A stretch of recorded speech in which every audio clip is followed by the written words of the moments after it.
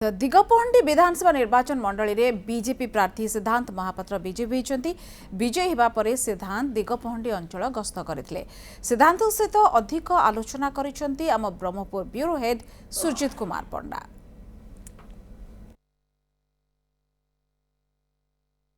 Hollywood cine star पूर्वतन सांसद दिगपहंडी निर्वाचन मंडली नवनिर्वाचित बीजेपी प्रार्थी सिद्धांत महापात्र न्यूज में प्रथम स्वागत करुँ। धन्यवाद कथा हूँ भारतीय जनता पार्टी एवं सिद्धांत महापात्र दिगपहंडी निर्वाचन मंडल विजय कहार।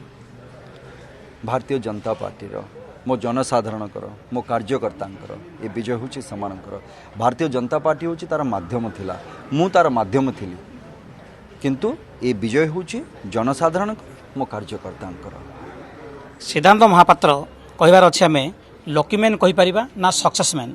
एथिपाई प्रश्न पचारुची जिते बड़ सिने जगत को आसते पाठ पढ़िया समय हठात निर्देशक जी थे स्वर्गत हर पट्टनायक नेतृत्व में आपण आसते सिनेमा ड्रामा जान नथिले किंतु सिने जगत में थापिले सुपरस्टार हेले। राजनीतिर अक्षर जान नथिया बेले जहाँ कह चर्चा होची हठात राजनीति के आसिले 2 थर सांसद लगातार ब्रह्मपुर लोकसभा आसन पुणी विधायक आउ एक नुआ इनिंग्स आप देखिले नुआ पदवी देखिले जे विधायक किभली भाव निर्वाचन बेले ग्रास रूट लोक सहित पहुँचे से सक्सेस लकी मैन ना सक्सेस मैन सिद्धांत महापात्र।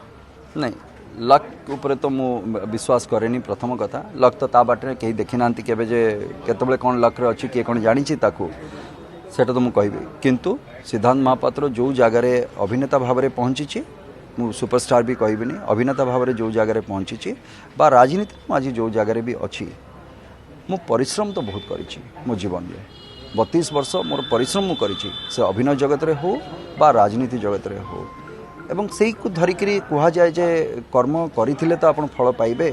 तेणुक मु फल को आशा रखी कर्म करिनी, मु कर्म करी चली ता फल देवा कथा से देइचंती न देइचंती सेटा सी निष्पत्ति नेबे। मो कर्म करवा कथा एवं निष्ठार सहित कर्म करवा कथा मो कर्म करिछि एवं आगु को भी मो एमती काम करूथिबी। मोर शेष प्रश्न रहिबो भेटरान नेता सिद्धांत महापात्र पूर्वर 2 थर सांसद ए विधायक एवं आउ कोन आशा अछि ता निश्चित रूपे कार्यकर्ता एवं जे आपण प्रशासन रहिचंती सिद्धांत महापात्र को मंत्रिमंडल हिसाब रे बा मंत्री हिसाब देखै चाहूछन कोन रे?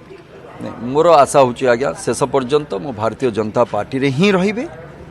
मु चाहिए जे भारतीय जनता पार्टी सांगरे ही मु रहिबे एवं सब बेले मो कार्यकर्ताटे ही कि रहिबे। एटा ही हूँ मोर आशा एवं एटा ही मोर शेष इच्छा। बाकी जो मैंने आमर कार्यकर्ता जहाँ चाहूँगी सेटा व्यक्तिगत भाव में से कौन चाहूँगी कौन नहीं सेटा ताकू मु सम्मान दूची, किंतु मोर इच्छा एवं मोर जदि आशा कथा मत पचारे शेष पर्यंत मो भारतीय जनता पार्टी सांगरे रही एटा कथा भी दूची गणमाध्यम दूची एवं सर्वसाधारण को समस्त को जाणी की कहूँ एथर के व्यतिक्रम भी हेनी बुझीपारे। एवं द्वितीय कथा हूँ कार्यकर्ता ही कि शेष पर्यंत तो मु अच्छी ता सांगरे।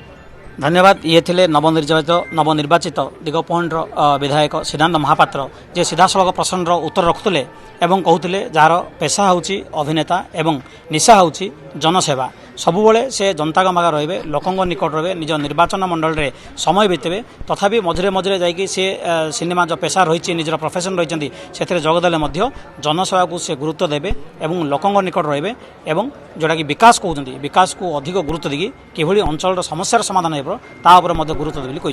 कैमरा पर्सन आलोक बेहरा सुरजित कुमार पंडा, न्यूज 7 ब्रह्मपुर।